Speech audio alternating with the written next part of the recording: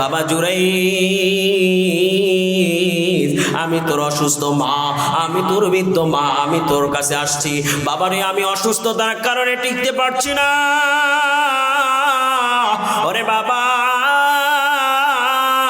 তুই কোথায়, একটু আমার সামনে আয়। জুরাইজ তখন নামাজের মধ্যে ছিল, নামাজের মধ্যে বলতেছে সলাতি ওয়া উম্মি, সলাতি ওয়া উম্মি, আমার নামাজ নাকি আমার মা।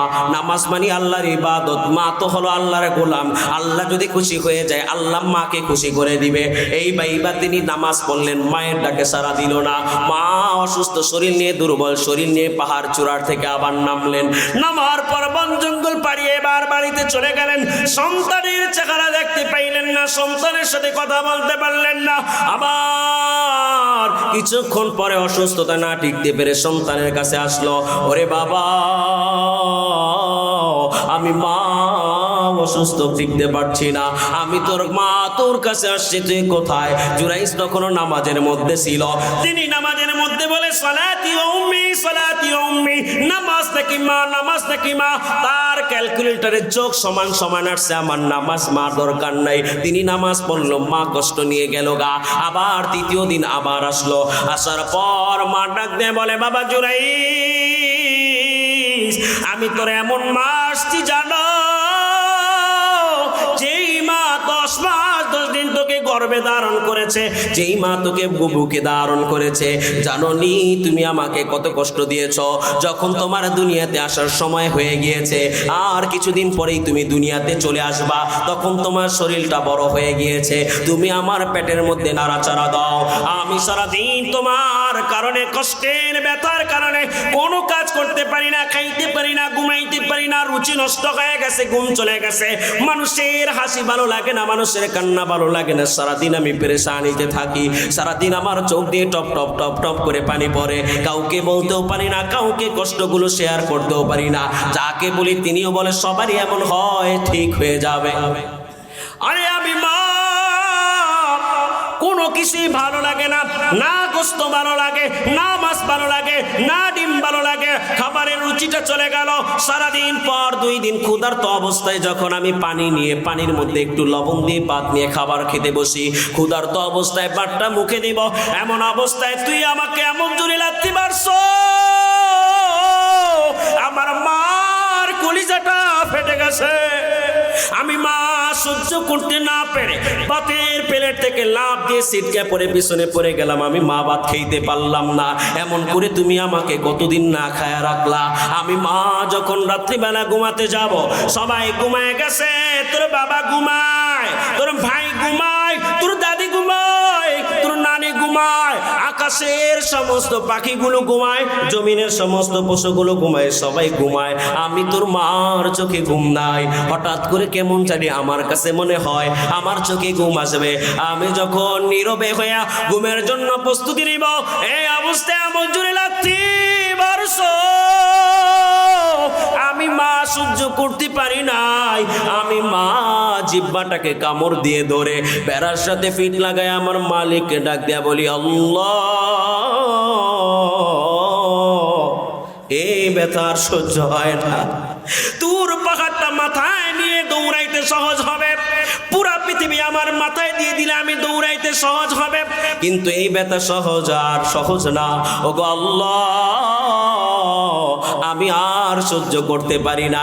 আমি মাকে নিয়ে যাও, আমার আদরের দুলালকে দুনিয়াতে নিয়ে আসো। আমি মা এমন করে দিন রাত পার করে তোকে দুনিয়াতে আনলাম। ওরে বাবা তুই জানো দুনিয়াতে আসার সময় কম কষ্ট দেও নাই। দুনিয়াতে আসার সময় আমি মা পাগল হয়ে গেছি। দুনিয়ার সমস্ত মানুষগুলো আমাকে সান্ত্বনা দেয়, আমার কাছে কোনো কিছু ভালো লাগে না। তোর দাদিমা তার পাশে এসে তেল দিয়ে বলতেছে, মা গো একটু ধৈর্য ধারণ কর, কিছুক্ষণ পর সব ভালো হয়ে যাবে। ওরে জুরাইজ জানো, আসমান জমিনকে যদি 7 পাগলা করে দিয়ে আমার আল্লাহ তাআলা আমার মাথার উপরে দিত, আমি তোর মা পুরা দুনিয়া দৌড়াইতে পারতাম। কিন্তু তুই আসার কষ্টগুলো আমি আল্লাহ, আমি তোর মা সহ্য করতে পারি না। ও দুনিয়ার মানুষ শুনে নাও, আমি আল্লাহ তাআলার ফয়সালা শুনে নাও। দুনিয়াতে বেঁচে থাকবা, আমি আল্লাহ তাআলা ব্যতীত অন্য কারো ইবাদত করা যাবে না। যাবে?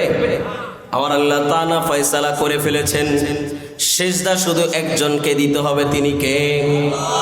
মাথা নত একজনের সামনে করতে হবে। তিনি কে? সাহায্য চাইতে হলে একজনের কাছে চাইতে হবে। তিনি কে? ইবাদত করতে হবে একজনের। তিনি কে? আমার আল্লাহ তাআলা ফয়সালা করে দিয়েছেন, ওয়াকাদা রাব্বুকা আল্লা তা'বুদু ইল্লা ইয়া। দুনিয়ার মানুষ শুনে নাও, দুনিয়াতে যতদিন বেঁচে থাকবা, মাথা যদি নত করতে হয়, সেজদা যদি দিতে হয়, আমি রবকে দিতে হবে। এটা আল্লাহর হক নিয়ে আল্লাহ আলোচনা করেন। দ্বিতীয় নাম্বার আমার আল্লাহ তাআলা বলেন, বিল ওয়ালিদাইনি ইহসানা। আমি আল্লাহ তাআলার ইবাদতের পর তোমার মা বাবার সাথে তুমি ভালো আচরণ করবা। দেখছেন মা বাবাকে আল্লাহ তাআলা কেমন মর্যাদা দিয়েছেন। আল্লাহ তাআলার হকটা আল্লাহ তাআলা আগে আলোচনা করেছেন যে ইবাদত শুধু আমি আল্লাহকেই করবা, তারপরে তুমি ওয়াবিল ওয়ালিদাইনি ইহসানা, পিতা মাতার সাথে সৎ আচরণ করবা। বলেন না সুবহানাল্লাহ। সৎ আচরণ তো করতে হবে, কিভাবে করব এটা জানার দরকার আছে কি নাই? আছে। সাউন্ডটা ডাউন করেন না, গলা ভেঙে যাবে, অসুস্থ তো একটু। হ্যাঁ, এই যে কিভাবে আপনি সৎ আচরণ করবেন এইটা নিয়ে আমার আল্লাহ তাআলা আলোচনা করছেন। ইম্মা ইয়াবলুগান্না ইনদাকাল কিবারা আহাদুহুমা আও কিলাহুমা ফালা তাকুল লাহুমা উফফিন ওয়ালা তানহারহুমা ওয়া কুল লাহুমা কাওলান কারীমা। সৎ আচরণ করবা আমি আল্লাহ তাআলা তোমাদেরকে তিনটি পন্থা জানিয়ে দিচ্ছি। ইম্মা ইয়াবলুগান্না ইনদাকাল কিবারা আহাদুহুমা আও কিলাহুমা, তোমাদের মাঝে যদি তোমাদের মা বাবা অথবা দুবাইয়ের একজন যদি বার্ধক্যে উপনীত হয়, অর্থাৎ বুড়া হয়ে যায়, মুরব্বী হয়ে যায়, চলতে পারে না, ফিরতে পারে না, চকিতে বসে গেছে, খাটে শুয়ে আছে, এমন যদি বার্ধক্য হয়ে যায়, ইম্মা ইয়াবলুগান্না ইনদাকাল কিবারা আহাদুহুমা আও কিলাহুমা ফালা তাকুল লাহুমা উফ। সন্তান শুনে নাও, তোমাদের মা বাবা যদি তোমাদের সামনে বার্ধক্য উপনীত হয়, তাহলে তোমরা তাদের সামনে উফ শব্দটা ব্যবহার কইরো না। এই যে আমরা বাংলাতে বলি না, একটু উষ্টা খাইলে কি বলি? উফ, ব্যথা পেয়েছি। এই উফ শব্দটা হলো আরবি শব্দ। আসলে আমরা যে বাংলা ভাষা ব্যবহার করি এইটা হলো খিচুড়ির মতো। খিচুড়ির মধ্যে যেমন আলু পাওয়া যায়, পটল পাওয়া যায়, তারপর টমেটো পাওয়া যায়, সব কিছুই পাওয়া যায়, জগা খিচুড়ির মতো। বাংলা ভাষার নিজস্ব কোনো ভাষা নাই। যেমন চামচ ফার্সি শব্দ আমরা ব্যবহার করি, পায়খানা ফার্সি শব্দ, পায় মানে পিছনে আর খানা মানে হতো ঘর, তাহলে আমরা পায়খানা বলি, এটাও ফার্সি শব্দ। এই যে উফ ব্যবহার করি এটা হলো আরবি শব্দ। আমার আল্লাহ তাআলা বলেন, ইম্মা ইয়াবলুগান্না ইনদাকাল কিবারা আহাদুহুমা আও কিলাহুমা ফালা তাকুল লাহুমা উফ। ওরে সন্তান শুনে নে, তোদের সামনে যদি তোদের মা বাবা অথবা উভয়ের একজন যদি বার্ধক্যে উপনীত হয়, তাহলে তাদের সামনে উফ শব্দটা ব্যবহার করবা না। অতএব তুমি তোমার মা বাবা বৃদ্ধ অবস্থায় বুঝবে না, অনেক কিছু মন চায়, বারবার তোমাকে জিজ্ঞাসা করবে, ওরে আব্দুল কাদের, ও জব্বার, তুমি কোথায়? তুমি বলবা বাবা আমি এখানে, আবার ডাক দিয়ে বলবে তুমি কোথায়? তুমি আবার বলবা আমি এখানে। এমন করে বারবার ডাক দেওয়ার পরও তুমি উফ শব্দটা ব্যবহার কইরো না। এখন ব্যবহার করে কি করেন? বাবা একটা কথা দুইবার বললে, আরে বাবা আপনার জ্বালায় বাসি না, উফ একটু থামেন, বলে কি বলে না? কিন্তু তুমি চিন্তা করো, তুমি যখন ছোট ছিলা, তুমি একটা বল নিয়ে খেলা করতেছিলা, বলটা যখন দূরে চলে যায় তুমি কান্না করে দাও, তোমার বাবা দৌড়ে বলটা এনে তোমার হাতে দেয়, তুমি না বুঝে আবার দূরে ফিক্কা মারো, তোমার বাবা আবার এনে দেয়, তুমি তুমি তখন কান্না করো, আবার এনে দেয়। আবার বাবাকে জিজ্ঞাসা করো, রে বাবা ওইটা কি যায়? বাবা বলে গাড়ি যায়। আবার জিজ্ঞাসা করো কি যায়? বাবা বলে গাড়ি যায়। আবার জিজ্ঞাসা করো কি যায়? বাবা বলে গাড়ি যায়। তোমার বাবা হাজারো প্রশ্নের উত্তর দিয়েছে, কোনোদিন উফ শব্দ ব্যবহার করে নাই। ওরে সন্তান, মা বাবা যখন বুড়া হয়ে যাবে তাদের সাথে কোনো উফ শব্দ ব্যবহার করো না। অথবা তুমি এমন কোনো আচরণ কইরো না যে আচরণের কারণে মা বাবা উফ শব্দ ব্যবহার করে। তুমি বাবাকে কষ্ট দিচ্ছ, বাবা প্রস্রাব করে দিয়েছে, করে কি করে না, বার্ধক্যের কারণে বিছানায় প্রস্রাব করে দিয়েছে, তুমি পরিষ্কার করেছো, নতুন একটা বিছানায় এসে বিছায় দিলা, তারপরে আবার প্রস্রাব করে দিয়েছে। তখন তুমি তোমার বাবার কাপড় চোপড় গুলো নেওয়ার জন্য এমন ভাবে ধাক্কা দিলা, এমন জোরে টান দিলা, বাবার মাথায় ব্যথা পাইলো, বাবা বলল উফ। তুমি কি চিন্তা করেছো ছোট অবস্থায় শীতের মৌসুমে তোমার মা বাবা তোমাকে কোলে নিয়ে বসেছিল? তুমি বিছানার মধ্যে প্রস্রাব করতে করতে সমস্ত খাতাগুলো ভিজিয়ে ফেলছো, তোষকটা ভিজিয়ে ফেলছো, শোয়ার মতো কোনো জায়গা নাই। মা কিছুক্ষণ কোলে নিয়ে রাখে, বাবা কিছুক্ষণ কোলে নিয়ে রেখে ফজরের আজান পর্যন্ত কাটিয়ে দেয়। তোমার মা তোমার সাথে এমন খারাপ আচরণ করে নাই। অতএব যখন বার্ধক্য আসবে তখন তোমরা উফ শব্দ কইরো না, এবং মা বাবার সাথে এমন আচরণ কইরো না যাতে করে মা বাবা উফ শব্দ করে। দ্বিতীয় নাম্বার হলো ওয়ালা তানকারহুমা, তাদেরকে কটু কথা বইল না। জ্বালাইতে জ্বালাইতে তুমি মাইরা আসো, তুমি মরো বলে কি বলে না, এই পুইরা তুই মর বলে কি বলে না, তোরে আল্লাহ নেয় না, তোরে আল্লাহ দেখে না, এত জ্বালাস কেন? তোর জন্য আমার বউ শান্তি নাই, আমার মেয়ে শান্তি নাই, ছেলে শান্তি নাই, আমার ঘরটার মধ্যে গজব আসছে, আল্লাহ কি তোরে দেখে না? আজরাইল এত মানুষ রে নেয়, আজরাইলের চোখে কি তোর মতো পুরা পড়ে না? তুই মর বলে কি বলে না। আমার আল্লাহ তাআলা বলতেছে এমন কটু কথা বলবা না। অকুল্লাহুমা কওলান কারীমা। এক নম্বর বলেছে এমন কোন আচরণ কইরো না যার কারণে উফ বলে, এবং তুমি এমন কোন আচরণ কইরো না তারাও যেন উফ বলে। প্রথম এক নম্বর ইহসানের বয়ান করেছেন আল্লাহ। দ্বিতীয় নম্বর বয়ান খারাপ কথা বলবা না। তৃতীয় নম্বর বয়ান তাদের সাথে কওলান কারীমা, উত্তম সুন্দর সুন্দর কথা বলো, সুন্দর সুন্দর কথা বলো। সুন্দর সুন্দর কথা বললে ফায়দা কি? বাবা বৃদ্ধ অবস্থায় বাবা মার মুখের সাথে আমার আল্লাহ তাআলার আসমানের গেটটা একদম সরাসরি লাগানো। কি জন্য? আমার মা বাবা যা বলবে আমার আল্লাহ তাই কবুল করবে। তুমি বাবাকে সুন্দর করে বলতেছো, বাবা গো আপনি তো আমাদেরকে ছোটবেলা পালছেন, আপনি তো আমাদেরকে একটু কোলে নিয়েছেন, আজকে তো আপনি ছোট হয়ে গিয়েছেন, আপনাকে একটু আমি কোলে নেই। বাবা হাসি দিয়ে বলবে, আমি কি তোর কোলে উঠতে পারবো? না বাবা, না না, আমি আপনাকে একটু কোলে নিব, আমি আপনাকে একটু আদর করে দিব, আমি আপনাকে একটা চকলেট কিনে দিব, আমি আপনাকে একটা চিজ কিনে দিব। সুন্দর সুন্দর কথা বলে যদি আবার বাবাকে যদি তুমি হাসাইতে পারো, মনের মধ্যে আনন্দ নিতে পারো, আমার আল্লাহ তাআলার আসমানটা হাসবে, আমার আল্লাহ তাআলার আসমানটা আনন্দিত হয়ে যাবে। কেননা আমার আল্লাহর নবী বলেন, রিদর রব্বি ফি রিদল ওয়ালিদাইন ওয়া সাখাতার রব্বি ফি সাখাতাল ওয়ালিদাইন। মা বাবা খুশি মানি আমার আল্লাহ খুশি, মা বাবা বেজার মানি আমার আল্লাহ বেজার। আরে মা বাবার মনে যদি কষ্ট দাও, তাহাজ্জুদ পড়তে পড়তে যদি কপালে দাগ করে ফেলো, তাহাজ্জুদ পড়তে পড়তে যদি রাতটাকে অতিবাহিত করে ফেলো, নামাজ পড়তে পড়তে যদি জীবনের সমস্ত কাজ কাম সব বাদ দিয়ে দাও, হজ করতে করতে যদি নিঃস্ব হয়ে যাও, ইমানদার হয়ে মরতে পারবা না। কি জন্য? আমার আল্লাহ তাআলা বলতেছেন মা বাবা খুশি মানি আমার আল্লাহ খুশি। তুমি মা বাবাকে খুশি না কইরা আমার আল্লাহকে খুশি করতে পারবা না।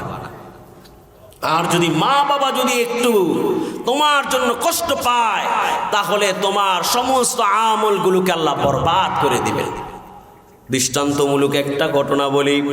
বনি ইসরাইলের একজন আবেদ ছিল, নাম জুরাইজ। আল্লাহ তাআলার প্রিয় বান্দা ছিল, সর্বক্ষণে আল্লাহ তাআলার ইবাদত করত। জনবসতি ছেড়ে জনগণ জঙ্গলে চলে গেল।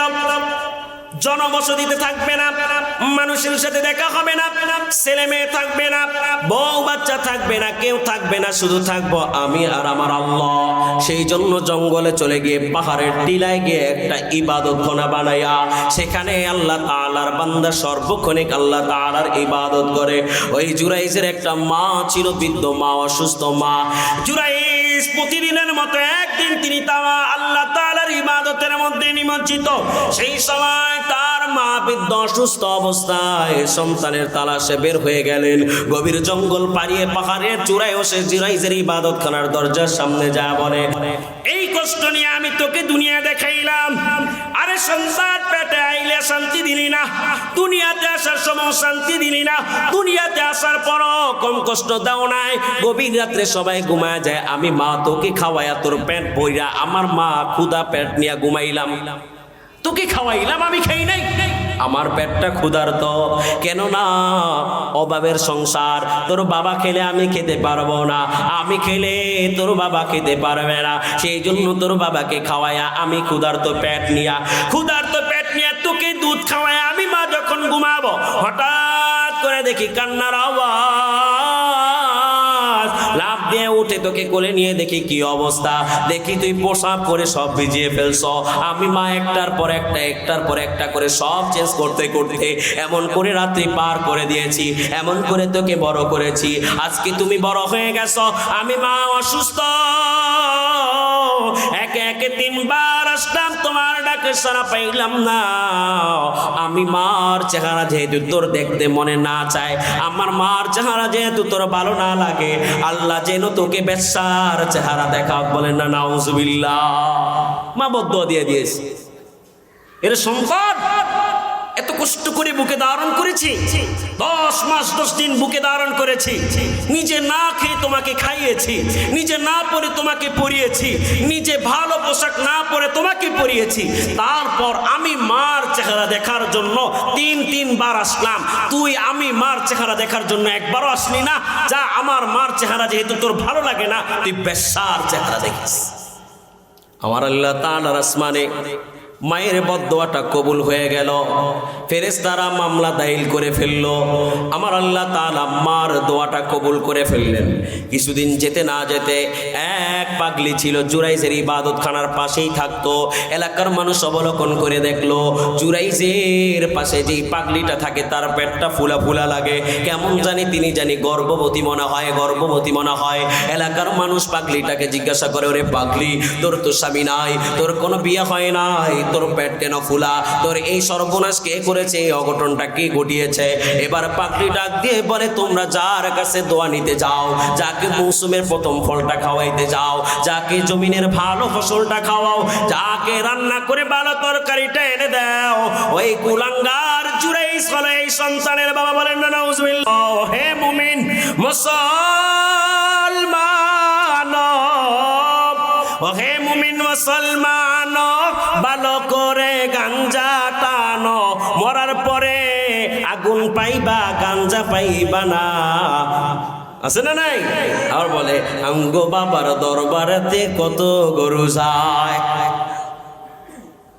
আবার বলে, কিরামান কাতিবিন রোজ হাসরের দিন, কিরামান কাতিবিন রোজ হাসরের দিন, মাওলার কাছে যদি করে অভিযোগ, মোরা বলবো মোরা ল্যাংটা বাবার লোক। আছে না নাই?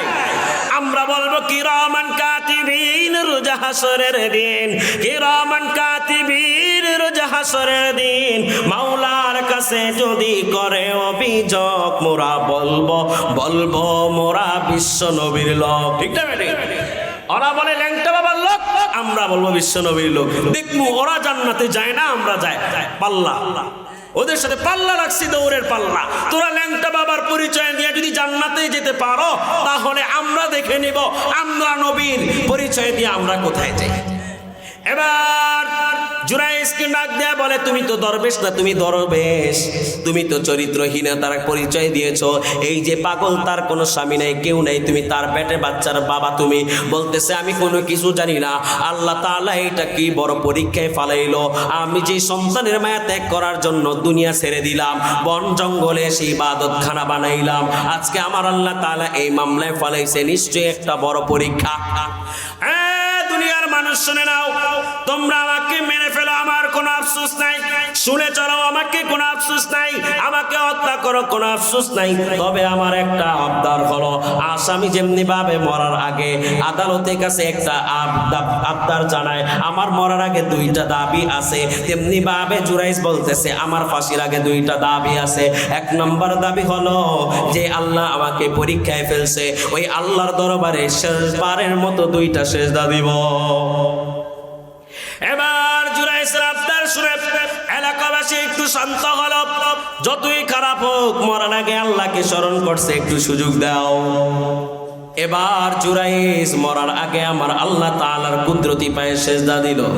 সেজদা দিয়ে মালিকের কাছে বলে, আল্লাহ, তুমি তো ইউসুফ আলাইহিস সালাতু ওয়াস সালামকে জুলাইখার ফিতনা থেকে বাঁচিয়েছো। তুমি ইউসুফের আল্লাহ যে আল্লাহ, আমার আল্লাহ তো তুমি সেই আল্লাহ। আজকে যদি তুমি আমাকে না বাঁচাও, দুনিয়ার কোনো মানুষ আমাকে বাঁচাইতে পারবে না। আর যদি তুমি আমাকে বাঁচাও, দুনিয়ার মানুষ কোনো ক্ষতি করতে পারবে না। আল্লাহর কাছে দোয়া করার পর এবার এলাকার মানুষকে ডাক দিয়ে বলে, দ্বিতীয় নাম্বার আমার দাবি হলো, আমার একটা বৃদ্ধ মা আছে, ওই দূর এলাকায় থাকে, আমি আমার মার কাছে যে শেষ দেখাটা একটু দেখবো, তারপর যদি তোমরা আমাকে মেরে ফেলো, আমার কোনো দুঃখ নাই। এবার জুরাইজের শেষ দাবিটাও সবাই মেনে নিল। এলাকার মানুষ কেনকা পড়াইয়া, মাজার মধ্যে বেরি পড়াইয়া, পায়ের মধ্যে বেরি পড়াইয়া মার কাছে নিয়ে গেল। মা বৃদ্ধ অবস্থায় দেখছেন সন্তানকে দূর থেকে এলাকার মানুষগুলো পিছন থেকে লাথি দেয়, উস্তা দেয়, ধাক্কা দেয়, মাজার মধ্যে বেরি পরানো, পায়ের মধ্যে বেরি পরানো, এমন করে নিয়ে আসছে। মা অসুস্থ অবস্থায় কলিজার মধ্যে কামড় মারার পর মা অসুস্থ অবস্থায় বিছনার মধ্যে বসে গেল। ওরে আল্লাহ, আমার সন্তানের কি হলো? এলাকার মানুষগুলো এমন ক্ষিপ্ত অবস্থায় কেন আমার সন্তানের মাজায় বেরি পড়াইয়া এমন ভাবে নিয়ে আসছে। এবার জুরাইজ মায়ের জুপুরের কাছে আইসা এমন ভাবে মায়ের পা জড়ায় ধরে মাকে ডাক দিয়ে বলে, মা গো, আল্লাহ বিপদে ফেলেছে, আল্লাহ পরীক্ষায় ফেলছে।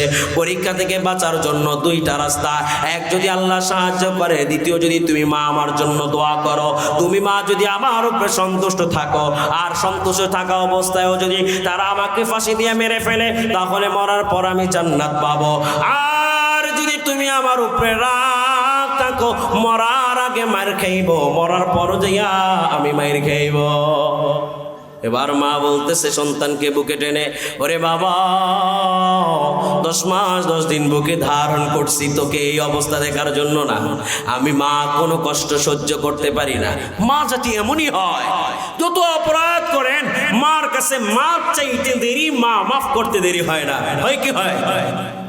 একটু আরেকটা কথা বলবো, আরেকটা ঘটনা বলবো। মা যে হাজারো কষ্ট পেলে মাফ করে দেয়, শুনবেন তো না শেষ করে দিব? শুনবেন? ভাল লাগে? কার কার ভাল লাগে 2 হাত তুলে দেখান। আল্লাহ আমাদের গল্পগুলোকে কবুল করে, সকলে বলে আমিন, আল্লাহুম্মা আমিন। মা কেমন ভালোবাসেন। পীর জুলফিকার আলী নকশবন্দি রহমাতুল্লাহি আলাইহি খুতবাতুল জুলফিকারের মধ্যে একটা ঘটনা লেখেন। মা বাবা তার আদরের একটা সন্তান, একটাই ছেলে, দুনিয়া দেশে বসে তাদের দিনকান ভালো যাচ্ছে না। মা বাবা সন্তানকে নিয়ে পরামর্শ করলো, এ সন্তান, দুনিয়ায় এই দেশে তো ভালো চলছে না, সংসার টানা হেসরা চলছে, একটু টাকা টুকা জমায় তোমাকে বিদেশে পাঠাই, সেখানে যায় কিছু কামাই রোজগার করো, ভালোভাবে চলো। এবার মা বাবা টাকা পয়সা জমাইয়া সন্তানকে বিদেশে পাঠাইল। সন্তান বিদেশে যাইয়া লাল নীল সবুজ রঙিন দুনিয়া দেখলো। এদিক দিয়ে লাল লাইট জ্বলে, ওদিক দিয়ে সবুজ লাইট জ্বলে, এমন রঙিন দুনিয়া দেখে মা বাবা যে কষ্ট করে পাঠাইছে এটা গেছে ভুলে। একদিন বলছে, 2 দিন বলছে, মাস বলছে, বছর বলছে, এমন করে যুগ চলে গেছে, মা বাবার খোঁজ খবর নেয় না। 2টা যুগ চলে গেল। এইদিকে সন্তান বিদেশে টাকা কামাই কইরা ভালো অবস্থানে থাইকা বিদেশি একটা মাইয়া বিয়া করলো, বিদেশি গাড়ি হলো, বাড়ি হলো। এদিকে মা বাবা 24 বছর দেশে পড়ে আছে। ওইদিকে মা বাবার অবস্থা কি? হঠাৎ করে মা বাবা যাদের কাছ থেকে ঋণ এনেছে বলছে 1 বছরের মধ্যে দিয়ে দিব। 1 বছর পর লোকজন আইসা বাড়িতে উপস্থিত, হ্যাঁ আমাদের টাকা কই? বলতেছে আমাদের সন্তানকে পাঠাইলাম, সন্তান তো নিমক হারাম করছে, আমাদেরকে কোনো টাকা দেয় না, আমরা টাকা পাবো কোথায়? এবার বলতেছে আমরা কিছু জানি না, যেভাবে হোক তুমি টাকা নিয়েছো, টাকা দিতে হবে। বাবা এবার ঋণের বোঝার চিন্তায় চিন্তায় অসুস্থ হয়ে গেল।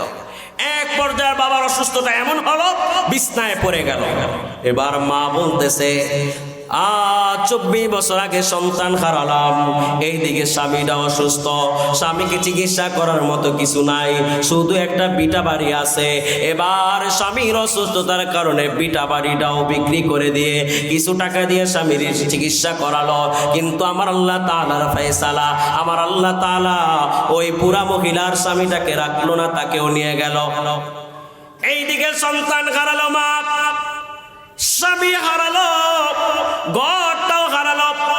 স্বামীর সুখে সন্তানের মায়ায় নিঃস্ব অবস্থায় কাঁদতে কাঁদতে মা এবার কানা হয়ে গেল, চোখে আর দেখে না। মা কান্দে আর পাগল বেশে এদিক সেদিক ঘোরাফেরা করে, কোথায় যাবে, কার কাছে যাবে, যাওয়ার মতো কোনো রাস্তা নেই। এবার সন্তান 24 বছর পর রোড অ্যাক্সিডেন্ট হয়ে মারাত্মক ধরনের অসুস্থ হয়ে গেল। চিকিৎসা চলতেছে সন্তানের বিদেশে, বিদেশি বউ চিকিৎসা করতেছে।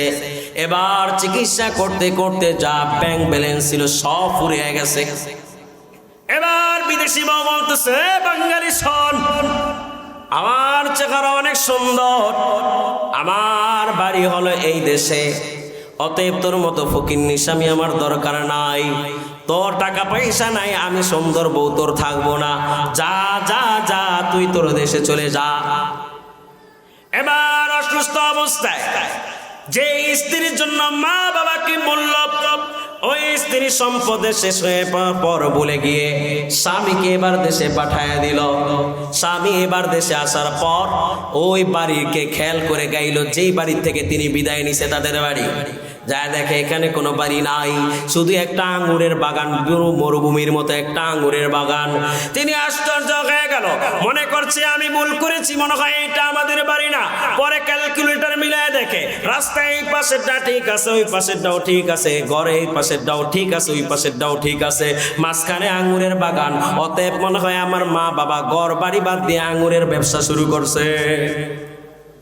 এবার আঙ্গুরের বাগানের মধ্যে ঢোকার পরে দেখে বাবাকে দেখা যায় না, একটা লোক কাশি নিয়ে আঙ্গুরের বাগানের মধ্যে আগাছা পরিষ্কার করছে।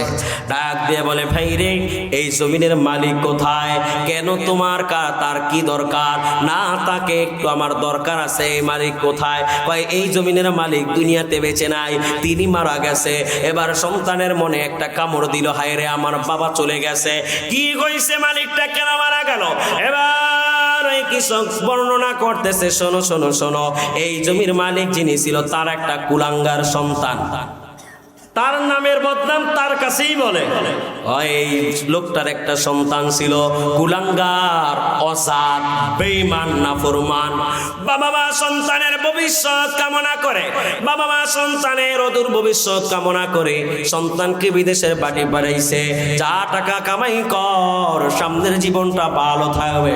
কিন্তু সন্তান বিদেশে যাইয়া মা বাবার কথা ভুলে গেছে।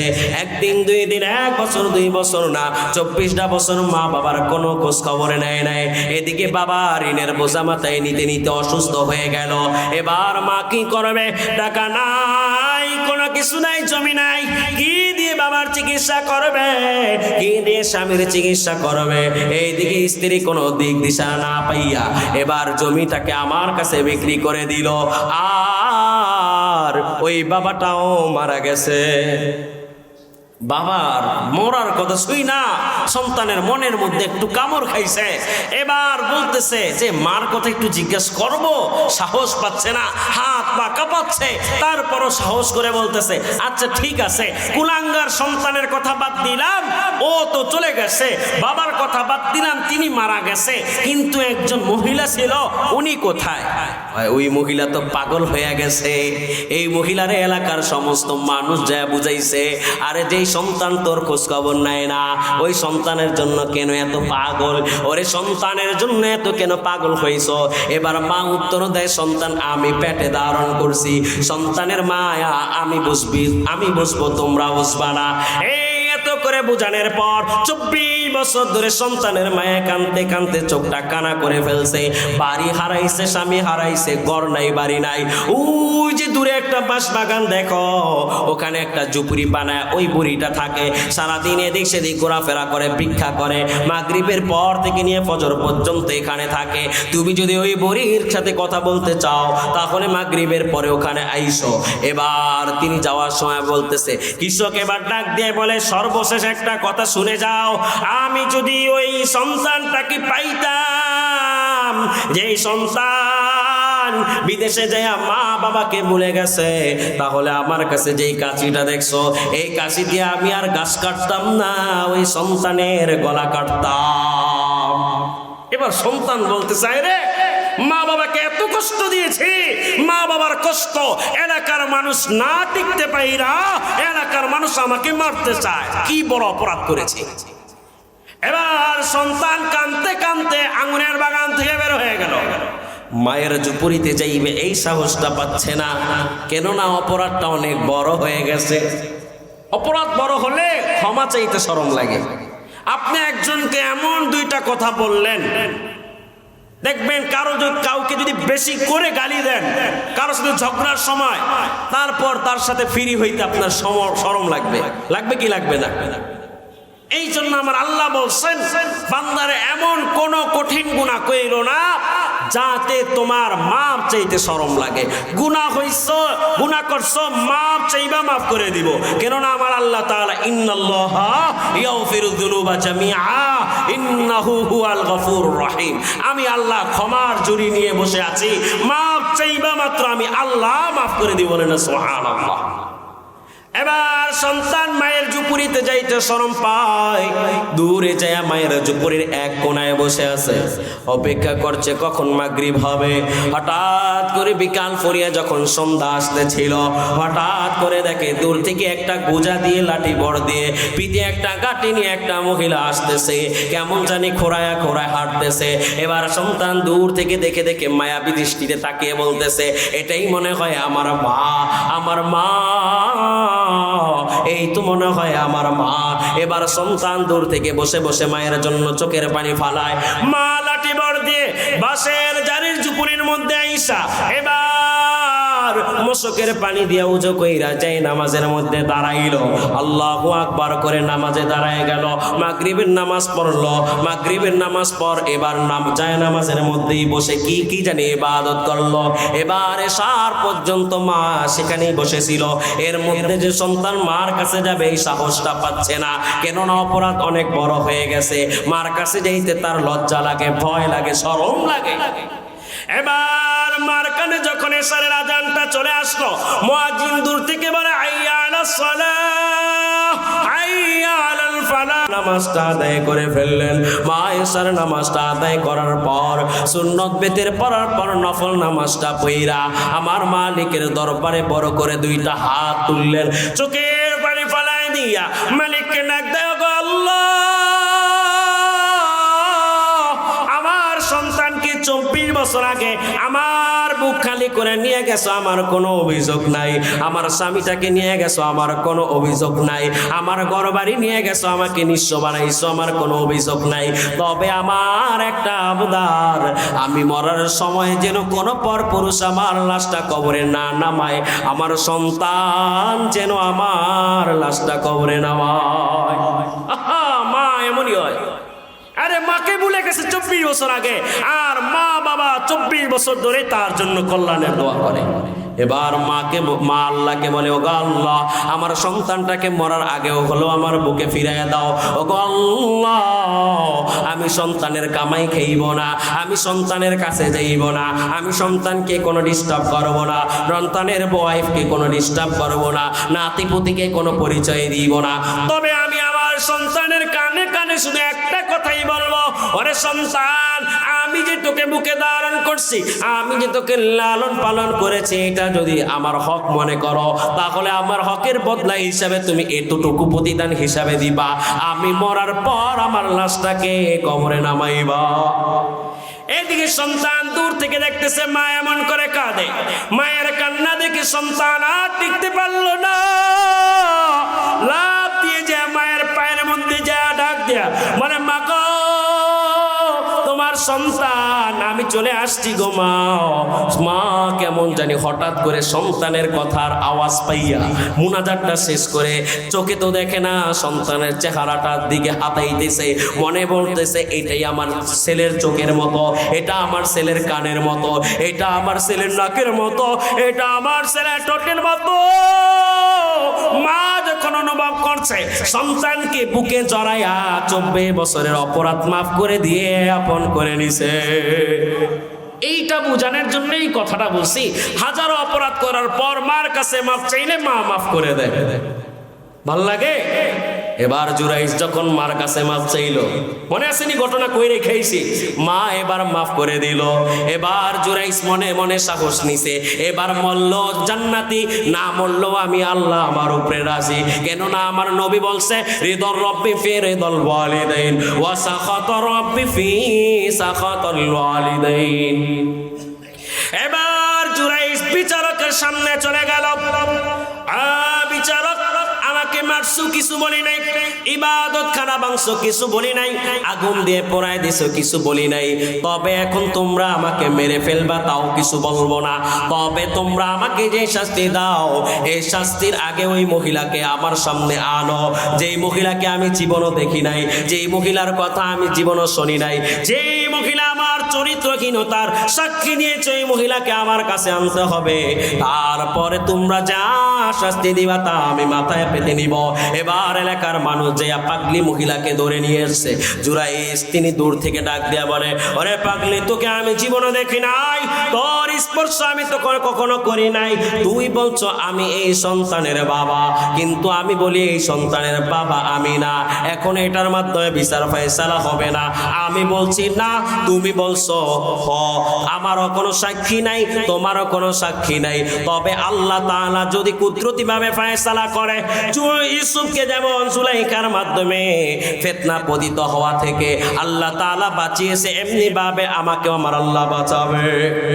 এবার জুরাইস আল্লাহর আসমানের দিকে আঙুল উঠে ডাক দেয়া বলে, ওগো আল্লাহ, আমাকে তুমি সৃষ্টি করেছ, আমার রব তুমি, আমাকে পালনেওয়ালা তুমি, আমাকে খাওয়ানেওয়ালা তুমি, আমার সম্মানের মালিক তুমি, আমার অসম্মানের মালিক তুমি, ওগো আল্লাহ, তুমি তো ইউসুফকে বাঁচাইছো নিষ্পাপ একটা শিশুর মাধ্যমে, আজকে আমি ওরকম নিষ্পাপ শিশুর নিয়ে আজকে মামলায় পড়ে গেলাম, আল্লাহ তোমার কুদরতের বহির্প্রকাশ ঘটায় দাও। এবার জুরাইস মায়ের পেটের দিকে তাকিয়ে সন্তানকে ডাক দিয়ে বলে, ওরে সন্তান, আল্লাহর কুদরতে তুই বলে দে এই তোর বাবা আমি না কে, বলে না সুবহানাল্লাহ। মা যখন দোয়া করলো, আমার আল্লাহ তাআলার আসমানে তার মার দোয়াটা কবুল হয়ে গেল। এবার সন্তান যখন পেটের মধ্যে ইশারা করে আল্লাহর নাম নিয়ে যখন হুকুম করলো, পেট থেকে সন্তান আওয়াজ করে বলতেছে, আনতা লা আবি, আপনি আমার বাবা না, আমার বাবা হলো ওই যে জমিনের খারাপ কৃষক, বলেন না সুবহানাল্লাহ। তাহলে বুঝা গেল মা যখন রাগ হয়ে গেল, আল্লাহ রাগ হয়ে গেছে, এত বড় আবেদ জিনার মামলা ফালাইছে, মা যখন খুশি হয়েছে আল্লাহ খুশি হয়ে গেছে, মামলা থেকে আল্লাহ খালাস করে দিয়েছে, বলেন না সুবহানাল্লাহ।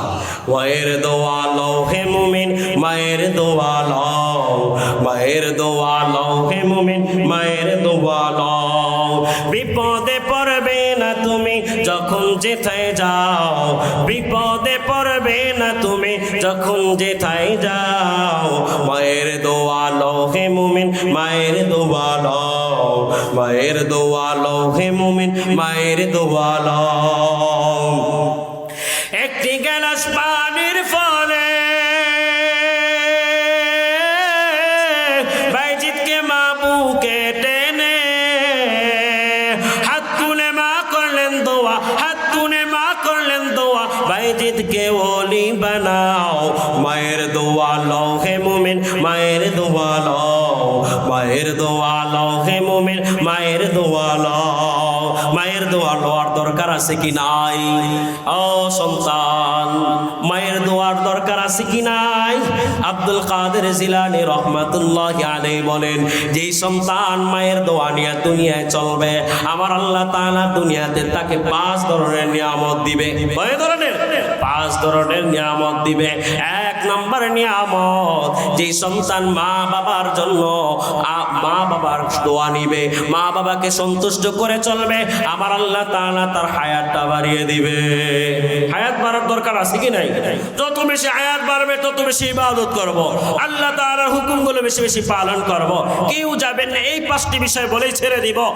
1 নম্বর, মার দোয়া যেই সন্তান নিবে, আল্লাহ তাআলা হায়াত বাড়িয়ে দিবে।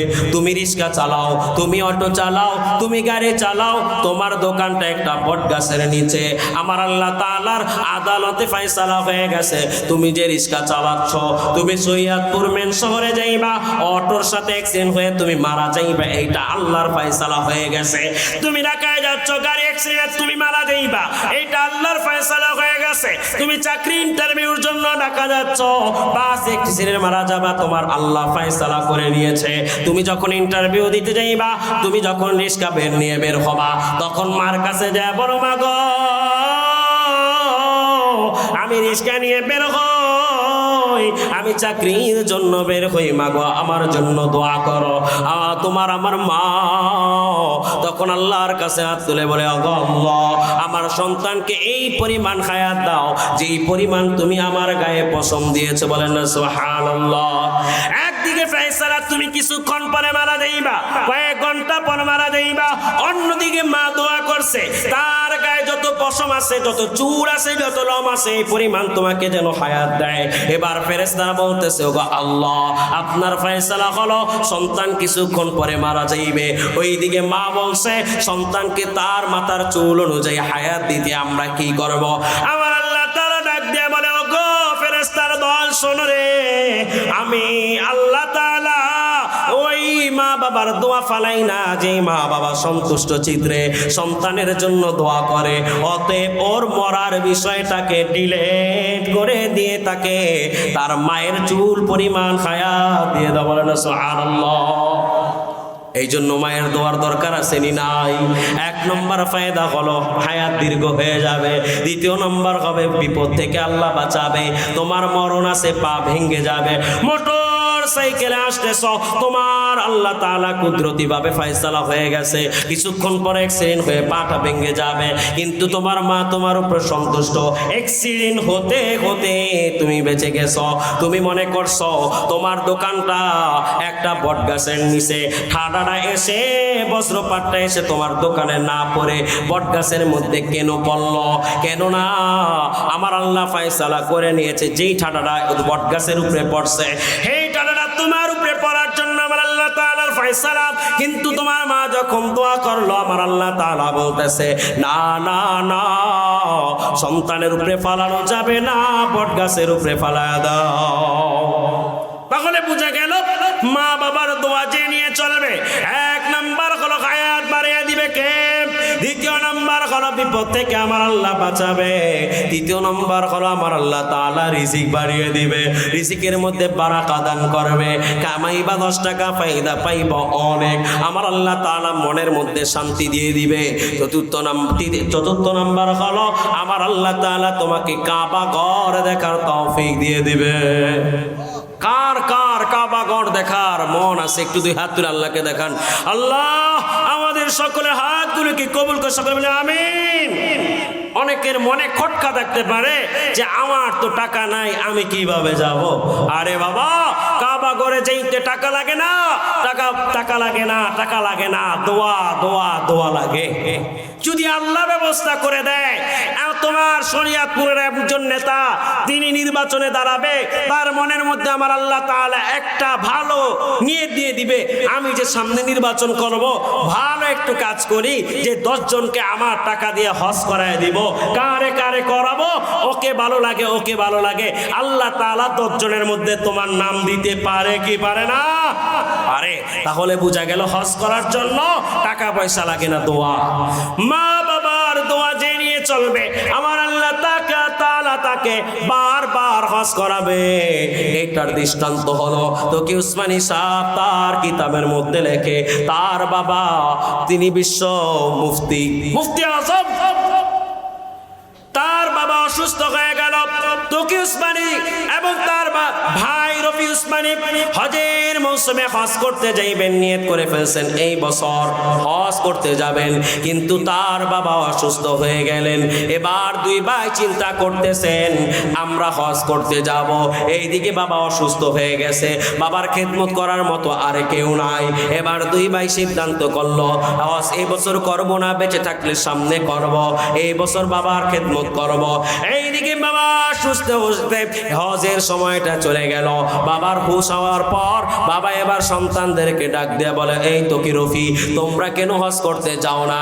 এবার তো কি উসমানী ডাক দিয়ে বলে, বাবারে আমরা হজ করতে যাইব, এই হজের বদলে আমার আল্লাহ তাআলা একটা হজের সওয়াব দিবে, একটা হজের সওয়াব দিবে, তবে কবুল হবে কি হবে না এইটা নিশ্চিত না।